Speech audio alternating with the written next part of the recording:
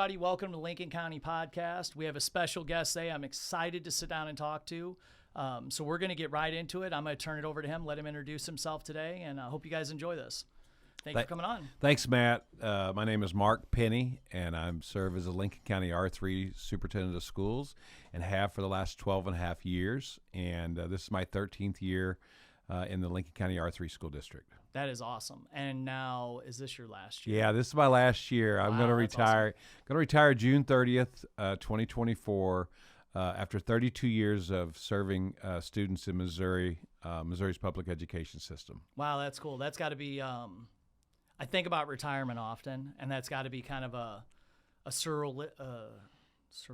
I'm gonna mess that word up. It's got to be crazy to be looking at the fact that wow, it's here. Like it's as it gets closer, it's got to be kind of a wild feeling.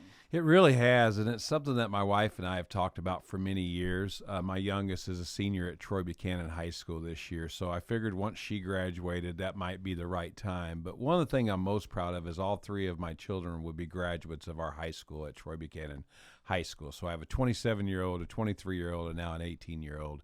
And when I came to Troy, my youngest was in kindergarten. So I got to see her go from kindergarten to 12th grade. And then not just about my kids, all the kids that we served. We have 7,000 students in our school system. Wow. See, and it's wild because so after COVID, my school got really big. I had people reaching out from all over the place because they would, I guess, Google Troy. And they'd look at some statistics online or whatever, and they're like, "How is your school so big? How's this?" And I'm like, "Well, it's not this. You know, if you're from a St. Louis like city area, we're not as small in Podunk as people think. It's not that type of community. That's a lot of people. Yeah, that's a lot of kids. Well, when I came here in the 2011-2012 school year, we had about 6,300. So we've actually grown 700 to 800 in the last 12 years. In 2021 alone. In the fall of the 2020-21 school year, we grew 417 kids that one school year. Wow! And it was 13% growth, and it was the largest growth percentage of any school district in the state. And there's 518 school districts in the state of Missouri. So when you see the subdivisions that are being built in our community, the people are coming. But what's great about our school system is we represent Troy, Moscow Mills, and Hawk Point. And so we also go into Lincoln County, Warren County, and a part of Montgomery County too. So we cover 238 square miles in our school district. So it's a very large, what we'd call a rural suburban setting. Wow, it's crazy. And that's even living out here, you forget that, but you drive all the way into Hawk Point. Yeah. That's still you. That's crazy. And that's what I think blows people away, because I think, like, if I've had people come into town to visit, come to a testing, whatever, they just see that little strip of 47. And I'm like, no, once you go past Walmart, there's still more town out there. There's a lot of people out there, too. There's a ton of subdivisions. Yeah. They just don't fall inside the Troy School District. That's right. Yeah, there's I mentioned Troy boundary line. Right. I mentioned the 518 districts. We're amongst the top 25 largest in the state. So we have more students than the city of St. Charles does. They have about 5,000 students in St. Charles School District. We have 7,000. So a lot of people don't realize our growth. And then the fastest growing school district has been the Winsfield School District. So we are kind of an overflow of some of that growth that West St. Charles County has seen, and now we're seeing that in Lincoln County as well. Oh, yeah, because, in Winsfield, I mean, they're expanding here and there, but it's coming this way. Yeah, it is, yeah. It's coming this way fast, and I think as the infrastructure grows, it's just going to keep growing. I know of a lot of different builders with the painting company that I've talked to that'll, you do a lot in Troy, Lincoln County, and they'll tell me about their plans. They're planning on doing this, or I know a couple in Warren County that have their eye on putting some stuff in Lincoln County. So as that continues, I mean, I could see it exploding into a point of a Wentzville at some point. Yeah, well, growing that tax base is very important for the school district, because right now we rely mainly on our real estate tax assessment. So the more businesses we can get, like Toyota Motor Manufacturing is the largest employer in Lincoln County. Well, the school district is the second largest. And I always tell people we want to be like number 11 or 12. Because we would like to see, we would like to see a top 10 of larger employers, if you will, and business grow. And therefore, I think it would just help our community even more, and maybe help offset some of that tax, the tax that is on the residential side, maybe into the commercial or business side. And I find watching different things around town, people don't understand that. They do not. People do not. Julie Rogers and I have preached that to a lot of people. Julie's coming on next week. Yeah. I can't wait. I love Julie. But we've talked to that. A lot of people, they just don't understand how that works and how that directly affects the youth in our community. When people get upset over, oh, there could be a Lowe's or there could be this, it's like, no, do you understand what that does for the families in the districts? That's right. I mean, what that brings, and I think that's what the mayor of Wentzville seen. I was in Wentzville when Lambie was there, and when the new mayor took over, he really knew what he was doing with that. And it's noticeable now. You drive through Wentzville now, it's insane. You do. As someone, my parents we lived in North County, North County. We moved to O'Fallon in '83 because my dad was a labor rep for General Motors. So we used to go to Wentzville all the time when Wentzville was way smaller than Troy is now. It was nothing. So like, just my dad will come with me every once in a while. We'll drive through, and he is like, it's just dumbfounded at all what was farmland, and that'll be Troy one day. Yeah. But what it drives me nuts sometimes that people just don't understand how those businesses bring so many tax dollars to the community. Yeah. So, one of the things you mentioned, Julie Rogers, one of my dearest friends, she and I worked very closely together with the school district and the county commission to actually bring Ranken Technical College to Troy. And so one of the reasons we wanted to do that is that for those businesses to want to come to a community like ours, they're going to ask about the Workforce Development Center. They're going to ask about the education system that the children receive, the quality of life, hospital care. Those are all very important features, and I think in Lincoln County, especially in Troy, we can offer a lot of those types of things. So, you mentioned Wentzville, the new rec center. We are now sending some of our students to Lindenwood University, that's being housed in the new rec center in Wentzville. So, we'd love to have Lindenwood University or other partners in Lincoln County. Right now, we have a strong relationship with Missouri Baptist University. They have a campus here for many, many years, and so. But our district, we pride ourselves in partnerships. We have a lot of partnerships with other community colleges, four-year universities, and now Ranken is at the top of the list. Well, and I think more people should definitely take it and check out Ranken, what you guys have done up there. And I was there for some of those meetings, what you guys were able to bring in with that. That's amazing. Yeah. I've been up there twice for like job fair type stuff, but when I went up, I think Rotary went up there for when you came up. That place is amazing. And having things like that in our community is huge for just the future generations. And that bigger picture of bringing those in. And like you said, the thought process level for a business like a General Motors or Toyota. I mean, Toyota, I don't think people realize how much stuff Toyota does. I really don't think they grasp it because they're so used to seeing their name on everything. They're our largest taxing entity in our school district. Well, and just all the stuff they do for it. They sponsor everything. They do. Well, I'll give a great example. In October of 2020, during the biggest part of COVID, they called and said, we have $200,000 we'd like to donate to the Lincoln County R3 school district. That's a phone call. Just because. And I was just so appreciative. And they've, time after time in the last 12 years that I've been in Troy, now my 13th, time after time, they've funded grants. They've helped with just social programs, whatever the need has been. Toyota has really stepped up. So I'm glad you said that. They are dear partners with us, and I can't imagine our community without that foothold that they have. That would be detrimental to the community. I know just being in Troy with the strike that was going on at General Motors, I lost several students from it that parents had to reassess things, and we're not in the heart of Wentzville. I think sometimes people think that only affects it, but something like a Toyota here, if they were to move, would. I've watched so many communities that have been destroyed by something like that, we all support our small businesses, and that's great, but there's so many larger businesses. And that's kind of one of my goals with this, is we kind of start getting assessed as I've made so many different connections. And Julie will be one of them that I talk to about pointing me in the right direction, is bringing some of those people on, because at their role, at their level, they're not able to be out there at all the things like us smaller businesses are. So I think sometimes people forget that those people are in our community, and that's big, big tax dollars coming to us. Well, the other thing, the conversations we've had with Toyota most recently, it involves our work at Ranken, and then just how our school system can create a feeder system for them as far as attracting their new employees. You know, so that's been something that we've, especially in the area of skilled maintenance and skilled labor.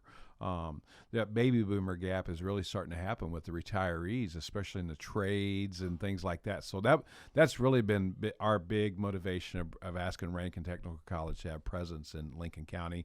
And then just as us as a district, we have a top-notch building trades construction class that I'll have over 250 ninth graders to 12th graders build a new home this year.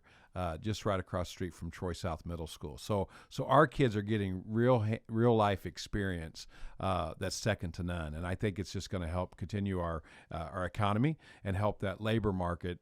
Because I talk to a lot of other employers, and they need strong employees as well. You know, so there is a teacher shortage too, believe it or not. Across the United States, but our district has done a really good job of addressing those things. Kind of grow your own, if you will. I think that's going to set us apart from other districts in the future. Oh, it's huge, and I've witnessed it. So I go up to construction tech, help them paint the house, and I've watched that program grow. I know. I talked to Gifford the other day about it and was like, because the first year I had plenty of, there's 8 kids, 10 kids. It was real small. It was right before COVID hit, because I actually ended up 2 of them came to work for me and did apprenticeships. It was pretty easy. It was just a few of them. Wow. Last year when we went in and did do it, I think we went back 5 times because we kept having to break it down. But what's awesome about what you're doing, and this is something, so in the business world and the motivation, all these different coaches that are out there, one of the big things is everybody complains about needing employees. And I've had people reach out, so they're like, Andrew at Heckler Hardware called me one day. He goes, everybody comes in here and goes, what the heck is Matt doing? Why does he have employees? I started doing things like working with you guys to where I'm coming in and teaching high school kids how to paint, talking to them. And one thing that Gifford and I do is I discuss with them not only what money they'll make as a painter, but what they make as a business owner. Yeah, absolutely. Well, now I've got people maybe 2 summers later going, hey, man, you talk a ninth grade center or New Horizons the other day. Young man reached out to me 2 weeks later about a job. Yeah. I told these people, they're like, well, how do you get painters? I'm like, I'm not trying to find the 50-year-old guys that want to retire. I'm teaching new ones. I'm recruiting them. When I'm at the gas station, I meet somebody at Sharp. I'm like, why do you want to work at the gas station? Have you ever learned a trade? You ever paint something for mom? Oh, yeah. And that's what's great. You guys as a district, and this has been something you've been in the forefront of you don't have to go away to college. There are jobs locally, and there are trades and skills you can learn. Yeah, it's funny you said that. We held a meeting just yesterday with the representatives from the American Food Group over in Wright City that's bringing the beef processing plant. Some of them are from Wisconsin, and some of them were the new employees here. And I told them that I don't believe every child should go to college. My belief is that every child should graduate from high school with college-like skill set so they can be successful in whatever they decide to do.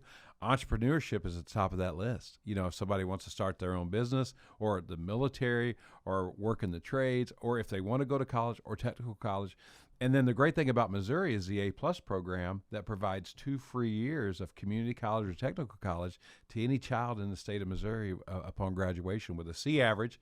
They have to have a C average, 95% attendance, and not having a drug or alcohol free. They have to be drug and alcohol free lifestyle, if you will, and 50 hours of tutoring. So we'll have a little over 500 kids graduate this year, and probably 200 to 225 will be A+ eligible for free community college and technical college in the state of Missouri. Wow, that's awesome. I'm glad to know that. That's really a cool fact. Yeah. Because that provides so much. It does. And the higher education is very costly. I mean, it's very expensive for young people to go. 30 years ago when I was in college, it was a lot cheaper than it is now. But I have my son is a senior at Lindenwood, and my youngest will be probably enrolling at St. Charles Community College next year to take advantage of the A+ program. Wow, that's really neat. I'll have to pass on. We have so many teens at the school. Yeah. I remember when Ben was, maybe Casey was pregnant with Benjamin. He's 10. I remember sitting down with a financial advisor, and I'm like, all right, how much do I need to save to pay for his college when he's 18? And they laughed. They're like, at the rate it's growing, don't. Yeah. I remember being like, hold on. Because I remember my parents sitting down with their financial person when I was a kid and them discussing an amount. It's probably going to cost this much. And he literally, my guy was like, yeah. He said it's astronomical right now. There's probably no way you're going to pay out of pocket. And I think that's why we're seeing a push to the trades. I think so. But like you said, there's such a gap. Yeah. You've got your 50-year-old guys that are retiring and they're tired and they don't want to work. They're staying because of the money. I know gentlemen that have retired and have been offered to come back to work for astronomical amounts of pay because people can't get anyone. Yeah. Yep. And the amount of employers willing to train isn't there, especially in the trades. Like, if you have a really good journeyman, no matter what the trade is, they can't train 20 apprentices. Right. Whether they're union or not, because the union has rules on it, but they just can't do it. So what do we do to fill that gap? Well, who's going to do so many of these jobs out here? You can only have so many YouTubers and surgeons. There's only so much they can do. Somebody's got to fill the other jobs. Somebody's got to do it. It's funny you say that. So I've been in administration now for 25 years, and as I would visit with young people, I would ask them, what do you want to be when you grow up? And a lot of times it was professional athlete. Oh. And then I would always say, well, now what's plan B or plan C? Well, now it's social media influencer. Seems to your point about YouTubers. And so then I'm like, okay, that's great. But what about plan B and what about plan C? That type of thing. And I also say this too. I talk about the ages of 16 to 24 being some of the most impressionable years of a young person's life.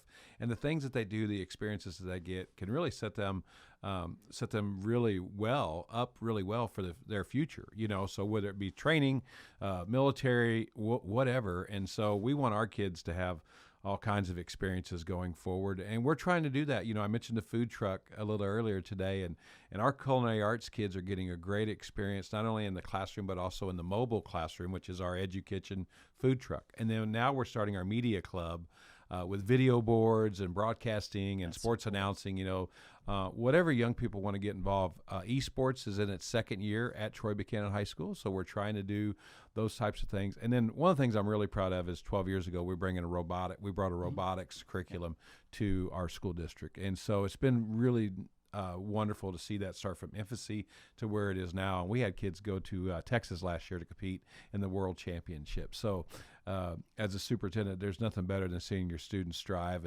and being involved with what they hold dear and what they're most interested in.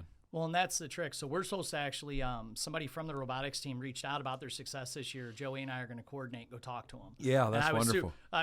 When he come up with, we talked about doing all this, and then we put up the first video. When stuff like that started reaching out, I called him like, wow, this is going to be so much fun, because I like to talk to people and I like to learn. Just the stuff that started popping up. There's a historical lady in Troy that a friend of mine is going to bring on. We're going to talk to her about the history. Yeah. But the robotics thing was great. But you guys, excuse me, have so much like that. There's so many options for these kids. One of the things I find with the social media influence side, and I've talked to a lot of people with us doing the podcast, me work on building this coaching platform, there's a lot to it. And if it's done right, I mean, it does pay well. And you don't have to be... So like 3 years ago, I went to Grant Cardone in Las Vegas, 10X, and they discussed how, Meta was forming, or Facebook had been purchased, I think, or went public at the time, and how to go big, you had to pay to play it or do something really stupid that goes viral. And now it's really shifting into, it's more of a business. Mm-hmm. You could sit down, there's people that teach you how to monetize. There's a lot there for those people. You have people like Joey here that want to give back and help with that content creating on a professional level, not just chopping some stuff together, like teach them how to really do it and make a living. And when I did the 9th grade center a couple weeks ago, it was amazing the amount of kids that come up and they're like, so how, it's really hard to open a business. I was like, no. And they looked at me, they're like, no, it's really hard. I'm like, actually, Secretary of State's websites, it's a few clicks and $8 and you got a DBA. And her jaw dropped. I said, an LLC is not really that much harder if you want to spend a few minutes. I said, I'm not good with computers. I said, but you young guys can knock it out. Yeah.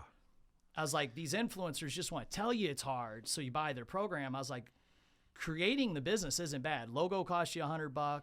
LLC, you can knock through it pretty quick. Now, the hustle and the work ethic behind being an entrepreneur is different. And Julie and I we discussed going into 2024, we are going to put together a youth workshop because I've got Joey, I've got a couple other friends of mine I've grown up with that are entrepreneurs that want to give back and helping do some type of a workshop thing where we can give kids that are interested a place to come and get free advice and guidance from actual entrepreneurs out doing it. As something I messaged her a couple weeks ago, I was like, we've got to make this, because both of us constantly going. I was like, we've got to come together and make this happen in 24. Especially after ninth grade, so many kids came up and asked me that. Yeah. And I bet there was 100 more that wanted to, but were, you almost got to rope them in and pull. You're like, come on, hey, what's up? Well, we really appreciate your participation. We have 583 ninth graders this year at the ninth grade center. Oh, yeah, it was packed. So our classes are almost to 600 a class. And so hearing you say that about giving back to our young people, that excites me because I think that's one of the reasons I got an education, was just to see young people grow but it's been such a rewarding experience, And so one of the things I'm going to do when I retire is stay in our community and just see it continue to grow. And our school district's in great hands. We just hired a new superintendent last week, and we began that transition right now. We hired the Board of Education hired Dr. Matt Fredrickson from Bowling Green. That's right, from Bowling Green. Yeah, yes, he's going to start. He's going to start July 1. So he and I have already begun the transition. Matter of fact, I talked to him today. But one of the things I found out about esports is one of the top colleges in the United States in esports scholarships is Maryville University, just 30 minutes. Yes, 30 minutes down the road. I didn't know that till about, probably within the last 6 or 8 months. And so so now we're talking to our students, because those places like Maryville want those young people for cybersecurity, graphic design, you name it, really the jobs, the future of jobs. And sometimes we'd like to think that we're preparing our kids for jobs that don't exist yet. What would those look like in 2035 and 2040? So I think it's important to just be very futuristic, if you will, and visionary. But at the same time, those trades that we talked about, the painters and the plumbers, electricians, the pipe fitters, HVAC seems to be a real need in the area too, and so we've been talking to Ranken about other programs that we can bring to Troy, and to me that's been really, really fun to do that. Well, it's been amazing at what you guys have been able to bring in, and the fact that I think with all the media these days on dogging on the educational systems or the colleges being pro this or pro that politically, to see a school district that wants kids to do something else. I graduated in 2000, it was go to college.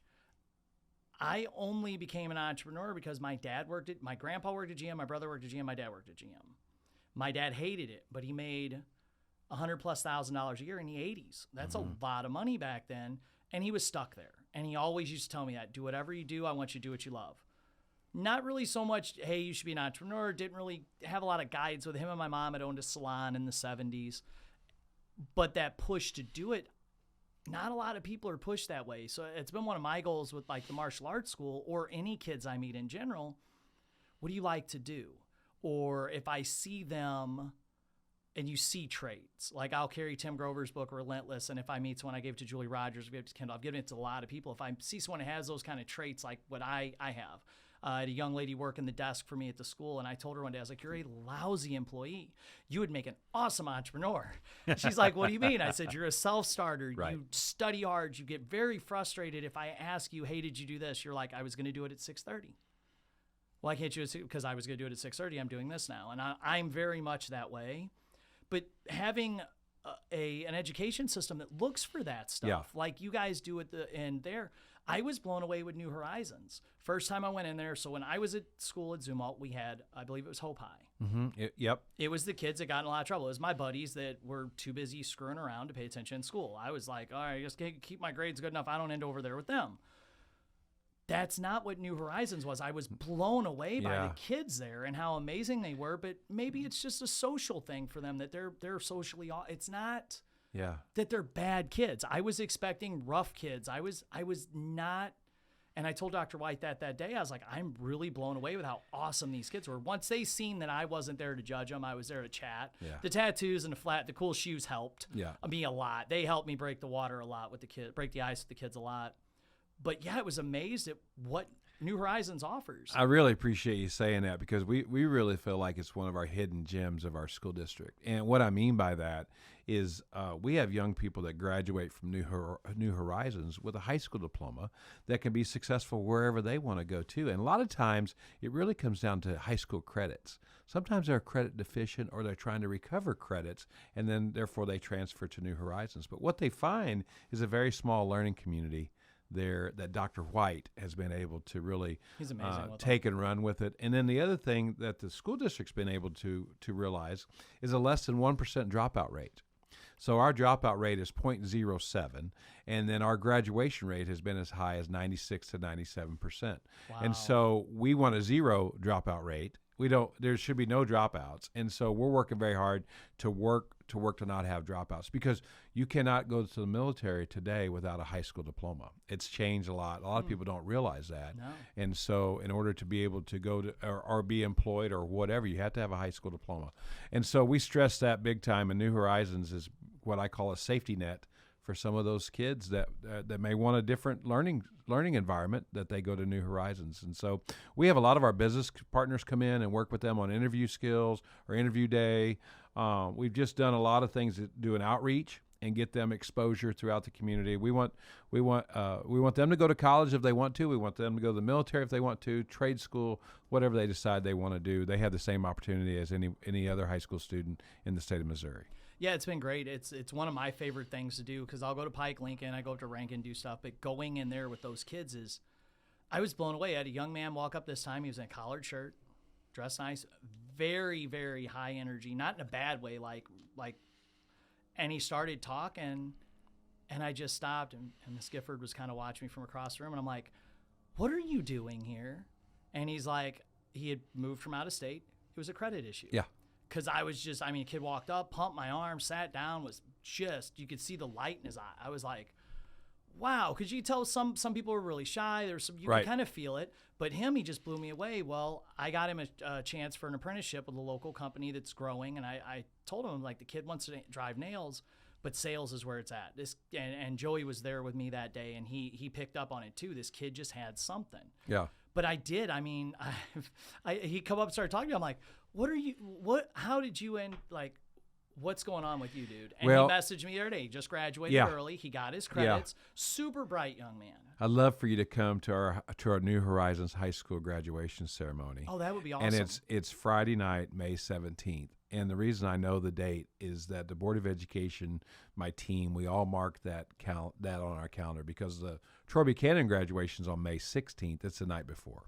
And so that's a wonderful ceremony too. But at New Horizons, we usually have a student guest speaker speak of what brought them there and what kind of held them close as a close-knit group, and then the difference that it made in their lives. And boy, the tears flow, because I bet. Everybody has a story, right? And so I really believe that. And I went to a lot of schools when I was a kid too, and so I sometimes share that with my students, because I think they look at people like us like maybe we were born with a silver spoon, yes. Like the DR in front of my name was earned, not given, yes. As a doctor. So I want them to know I'm just Mark Penny. You're Matt Boyer, yes, sir. And we care about you, like the young man you're talking about. I don't know him yet, but I'll get to know him through Dr. White. But we care about you because of your potential, and you're the reason we exist. I always tell kids, without our students, they don't need people like me to run the school district. So we are here to serve our students. Number one, that is our primary purpose of what we do in education. We just had the school Christmas party, and I give that speech every year. I'm like, just so you guys know, without you guys, I'm just a dude with a gym with heavy bags. Like, I'm not me without you guys. I said, so I love that. I don't want anyone to ever think that, because when I opened, I was a guy with a gym and no students in it. And it was a weird feeling, because people come in, I'm like, man, I'm passionate about this. And they'd be like, yeah, it looks like it. No one's here. And I was like, yeah, that was logistical bad timing on my part. I jumped too soon, and I should have maybe taught at a Rex place for a little bit. But that's what's been amazing. So, like, at career day at the ninth grade center. Yeah. So one of the things I'm working on with my public speaking is K through 12. I did not know until I started working with a professional coach that that's actually a style of speaking. Yes. That is part of, because I'm working on a business side too, going around speaking at conferences about growing your business organically. But I told him, I said, but my real passion is being able to speak, to go in and talk to the schools. So I've already spoken with the high school and with Dr. White. We spoke, because I told him, I was like, people think because of the martial arts and tattoos and success, they don't realize I switched high schools because I was overweight, I was bullied, I had no self-confidence, my parents divorced, and I forced myself not to be shy. I went and got a job at a place that scared the living daylights out of me to fix it. Well, they need to hear those stories from people. They do. I get motivated when someone that I look up to gets up and talks about stuff, and I'm like, oh, I just had that same problem the other day. And it makes you feel better. And they were really interested. I'm super excited. We're working on some dates after first year to go in and actually speak to the kids. That's good. And I think people underestimate how I used to think to share your story, you needed to be a billionaire. You needed to be a Steve Jobs for anyone to care. And then people around me started sharing their story. And I was like, wow, that means a lot to me. And it built my confidence to start sharing mine. Right. And I get to do that with my students at the school. I'm in front of them all the time. And I've seen, our school mottos, training the champions of today to be the leaders of tomorrow. Mm-hmm. Because I realize that with our system, everybody can kick and punch, but what leadership skills are they learning? What are they getting out of this to take away from it? And that's when I really found what drove me and what motivated me, and that the use of the painting company to generate income to help people. But that really didn't fill my bucket, actually physically helping and working with these kids and working with adults and helping. And that's what just blew me away about the ninth grade center is that, one, the staff just cares so much. Yeah. I was blown away when I went in. I'm like, wow, you guys this is legit. They really, really do care. Yeah. And they're giving so much to those kids. They're working with them so much. And how receptive the kids were. I had one young lady come in. She kind of sitting there, and I started talking. I said, hey, I don't want to be rude, but why do you have your earbuds in? Oh, I'm so sorry. Just took them out. And I was like, when we started talking, and as we talked about interviewing and how most of us employers don't care about your resume. I have painters apply all the time. They printed that resume with AI. It's like, you didn't type that, brother. Don't even insult me. I don't even read them anymore.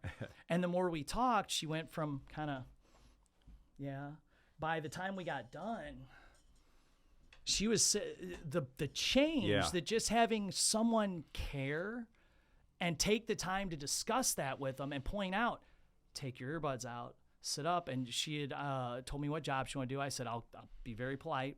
The piercings aren't going to work. That field isn't going to look for it. Maybe after you're established, that's one thing. I was like, I know it comes weird for me. Hands are all tattooed, but I'm self-employed and I'm established now. These weren't there when I was applying for jobs.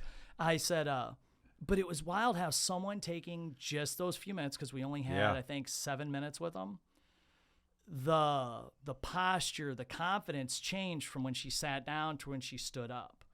I was like, wow, this is really powerful to be able to help them. And the way the staff interacts with them, I don't think everybody realizes what a hidden, like you said, that is such a hidden gem to help those kids that before those high schools were around, they would have been dropouts. Right. And I've talked to Joey, and I've talked a lot of business owners I know, because I make sure to tell our business, hey, you guys need to get involved with this stuff too, because we're either going to train them now and employ them later, or we're going to feed them later. That's our choice. So let's help the next generation. So many people want to get on social media and complain, well, these 20-year-olds don't want to do anything. Yeah, I know 40-year-olds that don't either. There's a lot of people that don't, but are you just making a post, or did you go to a local high school that week and help teach those kids how to do it? What are you doing to fix it? And be part of the solution. Be the solution. So many people want to just gripe about it, and I find this with employers when we have networking or whatever it is. We just can't get anybody. They're so lazy. They're this. Well, have you maybe looked at teaching them? We had our painters come in. We did some work with Jocko Willnick's books on leadership. There's if you're not doing something to help teach them to get better, don't complain about it. Well, that's exactly the model we have too. So we are doing executive coaching with all of our administrators. Oh, that's awesome. To make sure they understand they can continue to grow as well. Even myself has a coach. And so that continuous improvement model is really what schools are about. And when they stop growing, then that's when it doesn't work as well. And so every idea that we have has legs. There's no silly idea, no silly suggestion, not a silly question. We want to hear all ideas from all of our stakeholders, what we say. And I have almost 1,000 employees at the Lincoln County R3 School District, whether it be full-time teachers. I think we have about 500 teachers, but whether it be full-time teachers, bus drivers are a huge part of what we do. They're the first and last persons to see our young people on a daily basis. We'll bus 4,600 kids every day in our school system. And so we have 82 school buses, so our bus drivers are extremely important to us. Our paraprofessionals, the people that they may not have a teaching certificate. I know a ton of them, yep. And I always tell them they're not just a. Sometimes people say, well, I'm just a this or I'm just a that. No, you are an integral part of what we do, and we need you. And then and our custodians. When you come to our schools, when you came to our 9th grade center or New Horizons High School, I'm sure you saw a very clean facility. Very much. And we pride ourselves on that, and we have for many years, and we just continue that as well, because we want the taxpayer to realize the money that they pay for their real estate and personal property taxes is being put to good use as we educate our future. And so that's something that we take very serious in our school district, and we'll continue to do that even beyond my tenure. Oh, and that's what's so great, and that's in my meetings, different things that I've been in and been a part of with the school district stuff. And not saying this just because you're on the podcast, but you have been a pushing force with that. Multiple different events we've been at, you've spoke on the fact of the trade schools and these kids. We need to find them things, not just, well, you can't go to be a 4-year college, see you around. Or, you're not getting good grades, see ya. I remember coming up in school, and in elementary school, there were tenured elderly teachers, and elderly is a very exact term for how old they were horrible. I don't feel you see that anymore. I feel that there was such a shift of the younger ones. Like, I wanted to be a school teacher. Yeah. My junior year, Lindenwood It's not too late, Matt. I knew that I couldn't be the school teacher I wanted to be. The teachers that made a difference for me lived it. I knew I couldn't do that with my martial arts. Yeah. I knew it even at 18. I was going to have to pick one because I watched the teachers that punched in and punched out, and I watched the ones that lived it. And thank goodness to them, and I've said this before in here, I didn't graduate high school because of my great grades. I graduated high school because a couple teachers went, there's something special there. We're going to let Matt slide today.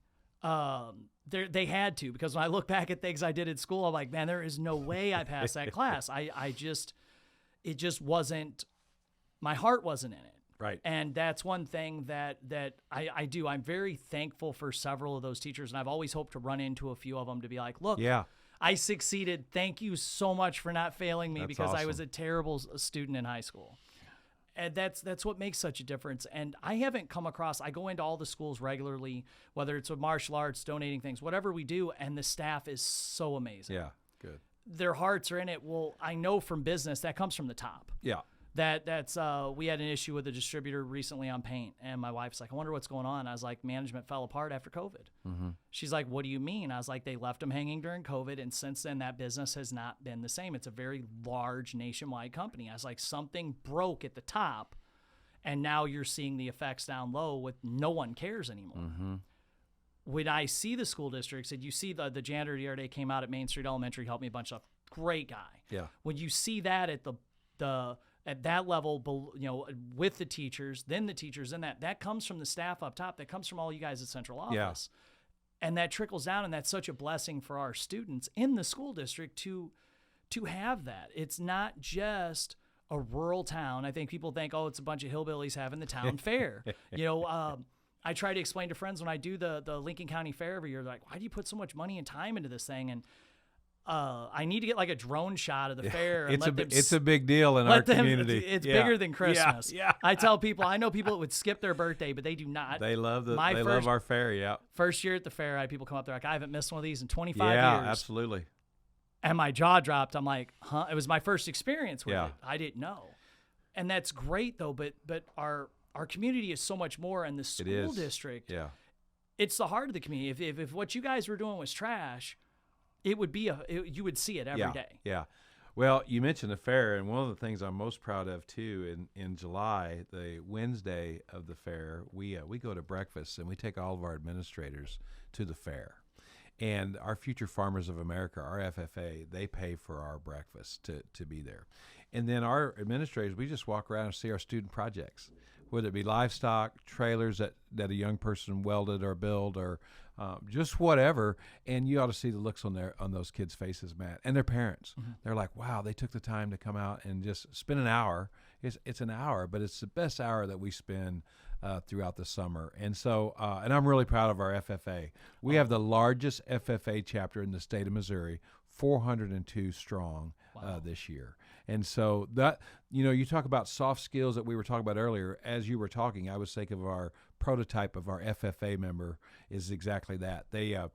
We have as many young ladies in FFA than we do young men. Yeah. And because of the leadership opportunities, the public speaking opportunities, and scholarship that they are available to apply for, we have a phenomenal program. So, and then we have a phenomenal marching band and jazz band. They played at our school board meeting Monday night, and then our show choir is second to none. So, whatever our kids want to get involved with, we touched on that earlier, that's that opportunity. And I think that's what sets us apart maybe from some other school districts. I really believe that and we've always kind of had that reputation. I've inherited a lot of that. Some of those things that we've brought under my administration, but our job has been to continue those traditions and creating new ones. And that's what's been most fun about serving as superintendent. Well, I know so many kids locally that are students of mine that are on FFA, kids that I have trained or I have met. It's amazing what they do. I think it's great. They come down, they show me pictures, or I'll walk up and see stuff while I'm up there. And that was something that I would have, before moving to Troy, would have wrote off as, just some country kids raising some chickens or something. And now I've told my children, I was like, once we get there, I want you guys to do it, because the responsibility, the other stuff, those are some of the greatest kids. They're up there working hard. They're not up there getting in trouble. They're walking around the fair being respectful, being responsible. Yeah. That directly comes from that responsibility they learn. It is absolutely amazing. And that's, if you guys were just up there beating the books and pushing them to, you need a better math skill. Like, I don't remember a single thing when I was in high school, them pushing us to do anything outside of it, unless you showed some promise in gym class. Maybe the coach coming up saying, hey, boy, you want to play some football? Yeah. Like, there wasn't those things. Like one of my instructors on DECA, we had DECA when I had no clue what it was. Yeah. We had a couple different programs that I thought was just something popular kids did. I would have loved to have been a part of it. I didn't understand it. My parents weren't involved enough in the school district to know, and it probably wasn't put out there in, the 90s. I graduated in 2000. Like it is now. These kids, it's just amazing at what their opportunities are. Yeah. And the technology that they have to work with. They all have the iPads that they bring home. Like, it's just so impressive. Yeah, thank you. We brought those on board in 2016. We did those well in advance of COVID. And what I wanted was a personalized learning opportunity for young people. And the apps that the iPad can afford, and the video and recording efforts with GarageBand and Movie Maker and those types of things. Give a kindergartner an iPad and watch out. They are coding. They are coding right now on the iPad in kindergarten. And so that to me is very exciting. And what we're trying to do is really increase and elevate student achievement. We want them to be at their highest level of proficient in language arts, math, science, and social studies, but also find that passion, find that hunger, what they want to get involved with. And we have great sports too. But I talked more about our other programs, what I'd call co-curricular.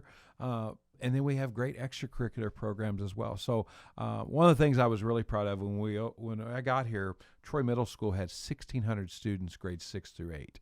And we were the largest middle school in the state. And I said, wow, that's a lot of kids to put in one middle school.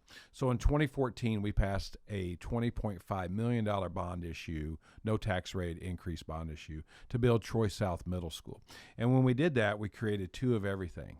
We had 2 sports, and we're one of the larger districts in the area that offer 7th and 8th grade sports, whether it be football, softball, basketball, track, cross, whatever kids want to, be involved with. And so we think that's important to tie to that school, and our young people want to be involved in cheerleading and, whatever they want to do. So I just can't wait to see what the future holds, and very honored to be on your show today, and excited about to see where the Lincoln County podcast goes. Well, I appreciate having you on. This has been great. Honestly, I was thrilled when you accepted. So thank you for coming on today. We'll wrap up this. So thank you guys for watching Lincoln County Podcast today. Like, share, and subscribe, and follow for more guests in the future. Thank you.